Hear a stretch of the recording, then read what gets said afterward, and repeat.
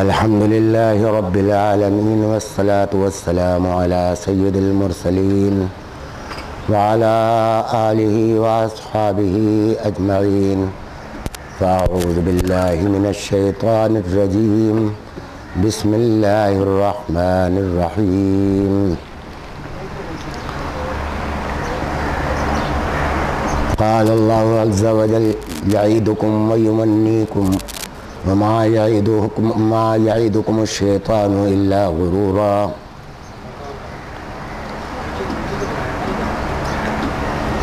میرے دوستو، میرے بھائیوں، میں ہر مجلس کے ابتدا میں ایک بات کا اہتمام کیا کرتا ہوں اور اعلان بھی کیا کرتا ہوں کہ یہ اس وقت آپ چھٹی کا دن ہے، اپنا وقت نکال کر یہاں تشریف لائے ہیں، اس جذبے سے آئے ہیں کہ دین کی کچھ باتیں کانوں میں پڑیں گی تو ہم اس پر جتنی باتوں پر بھی فوراً عمل کر سکیں فوراً عمل کر لیں، جن باتوں سے بچ سکیں ان باتوں سے بچنے کا اہتمام فوراً کر لیں، تو نیتوں کو درست کر لیا جائے کہ ہم یہاں کس مقصد کے لیے آئے ہیں۔ سارا کھیل، سارا معاملہ، اعمال کی قدر و قیمت، سب جو کچھ بھی ہے وہ نیتوں کی بنیاد پر ہوتی ہے۔ آپ نماز پڑھتے ہیں، 4 رکعت سنت کہہ دیا تو سنت ہو گئیں، 4 رکعت فرض کہہ دیا تو فرض ہو گئے۔ صرف نیت کے بدل جانے سے سنتیں اور فرض میں فرق ہو گیا۔ نماز ایک ہی جیسی پڑھی جاتی ہے مختلف طریقوں سے۔ اس لیے اس وقت میں بھی اپنی نیت درست کیا کرتا ہوں کہ میں یہاں اس لیے آیا ہوں کہ میری شہرت ہو، لوگ مجھے بہت عالم فاضل سمجھیں، میری تعریف کریں، یا اس لیے آیا ہوں کہ میرے بھائیوں کو کچھ بات ممکن ایسی ہو کہ جو مجھے معلوم ہے اور آپ کو معلوم نہ ہو وہ آپ کے کانوں میں پڑ جائے۔ اور جس طرح ایک مزدور مزدوری کیا کرتا ہے، میں تو کہا کرتا ہوں میں تو دہاڑی لگانے یہاں آتا ہوں اپنی، تو اس خیال سے کہ شاید کوئی بات ایسی اس مجلس میں ہو جائے کہ جس سے دلوں کا رخ پھر جائے، سوچوں میں تبدیلی آتی ہے تو عمل میں تبدیلی لازمی ہو جاتی، تو سوچیں درست ہو جائیں جس کو ہم عقیدے کے نام سے تعبیر کرتے ہیں، اور پھر جب سوچ درست ہو جاتی ہے تو پھر عمل بھی خود بخود درست ہو جاتا ہے۔ اس کی مثال بالکل ایسی ہے کہ ایک آدمی کو یہی نہیں معلوم کہ مجھے کہاں جانا ہے، منزل متعین نہیں ہے اس کی، وہ سوچ رہا ہے کہ مجھے کہاں جانا چاہیے، تو جب تک کہ وہ منزل کا تعین نہیں کرے گا تو راستے کا بھی تعین نہیں کر سکتا، کیونکہ منزل متعین نہیں ہے کہ میری منزل مشرق میں ہے یا مغرب میں، ساؤتھ میں ہے یا نارتھ میں، تو اس وقت تک راستے کا بھی تعین نہیں ہو سکے گا۔ اور جب منزل کا تعین ہو جائے گا تو راستے کا بھی تعین ہو جائے گا کہ بھئی مجھے مشرق کی طرف جانا ہے، مشرق میں میری منزل ہے۔ تو اس واسطے نیتوں کا جب تک نیت متعین نہ ہو اس وقت تک اس مجلس کا فائدہ پورا نہیں ہوگا تو ضرور، کیونکہ باتیں تو اللہ ہی کی اور رسول کی ہیں، اور میں تو یہاں یہ عرض کر دوں کہ طالب علم ہوں، عالم تو میں ہوں نہیں، یہ سب کو معلوم ہے، نہ مفتی ہوں نہ عالم ہوں، اور طالب علم بھی اصطلاحی معنوں میں نہیں ہوں۔ اصطلاحی معنوں میں طالب علم تو وہ ہے جو مدرسے میں درس نظامی کی تکمیل کر رہا ہو، اس میں داخلہ لے کر باتیں کر رہا ہو، تو میں تو وہ بھی نہیں۔ اس لیے میں یہاں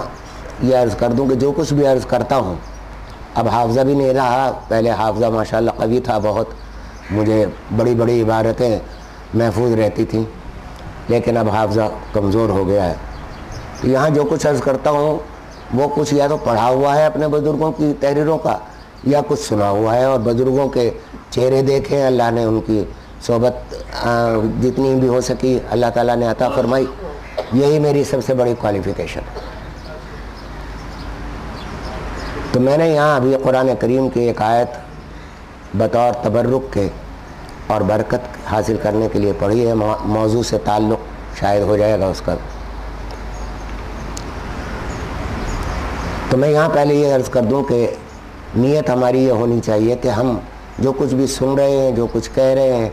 تو جتنی باتوں پر عمل فوری ممکن ہو ابھی سے یہ عہد کر کے اٹھیں گے کہ ہم آج سے ہی اس میں اپنی عمل میں اپنے عقیدے میں اگر کہیں کمزوری ہے تو اس میں تبدیلی لائیں گے اور آج ہی سے اس کام کو شروع کر دیں گے۔ یہاں ایک واقعہ ذرا سا عرض کر دوں۔ حضرت امام ابو حنیفہ رحمۃ اللہ تعالی علیہ ایک مرتبہ بازار سے گزر رہے تھے تو ایک عورت نے یہ کہا کہ یہ وہ بزرگ ہیں کہ جو عشاء کی وضو سے فجر کی نماز پڑھتے۔ تو امام ابو حنیفہ رحمۃ اللہ علیہ نے سوچا کہ میں تو ایسا نہیں کرتا اور یہ اس نے ایسی بات کہی ہے، تو آپ نے اپنا معمول اسی وقت بدل لیا۔ تو آپ کا یہ معمول بن گیا تھا کہ عشاء کی وضو سے فجر کی نماز پڑھا کرتے تھے، تہجد بھی پڑھتے تھے فجر۔ تو جب کسی عمل کا تقاضا پیدا ہو اگر فوراً کر لیا جائے تو وہ بہت آسان بھی ہو جاتا ہے، ورنہ پھر شیطان لگا ہوا ہے، پھر اس میں تعویلیں پیدا کر دیتا ہے کہ اچھا کل سے شروع کریں گے، آج تو یہ فلاں کام ہے پہلے یہ کر لیں۔ جب وہ کام ہو گیا تو پھر وہ ٹل جاتا ہے۔ قرآن کریم کی اس آیت کا ترجمہ میں عرض کر دوں۔ شیطان کے بارے میں اللہ تعالیٰ فرما رہے ہیں یعیدکم، یہ تم سے وعدے کرتا ہے، ویمنیکم، اور تمہارے دلوں میں تمنائیں پیدا کرتا ہے، تمنائیں ڈالتا ہے، الٹی سیدھی تمنائیں دلوں میں پیدا کرتا ہے۔ وما یعیدکم الشیطان الا غرورا، اور یاد رکھو کہ یہ شیطان وعدہ نہیں کرتا سوائے ایک اس کے کہ وہ دھوکہ دیتا ہے تمہیں۔ جن باتوں کا دعویٰ کرتا ہے یا جن باتوں کا وعدہ کرتا ہے وہ سب غرور، دھوکہ ہے، فریب ہے۔ شیطان کے بارے میں میں یہاں یہ عرض کروں کہ بعض چیزیں ایسی ہیں کہ ہمارے وہی ابھی میرے ایک دوست نے میرے سے سوال کیا، وہ اگرچہ سوال بہت واضح نہیں تھا لیکن بڑا کام کا سوال کیا تھا کہ یہ عقیدہ درست کرنے کا آخر کیا طریقہ ہے۔ بہت سے لوگ یہ کہتے ہیں کہ صاحب دیوبندی جو ہیں وہ ان کے عقائد درست نہیں ہے، اہل حدیث کی بات کہتے ہیں، عقیدہ درست کرنے کا کیا طریقہ ہے؟ بھائی بات یہ ہے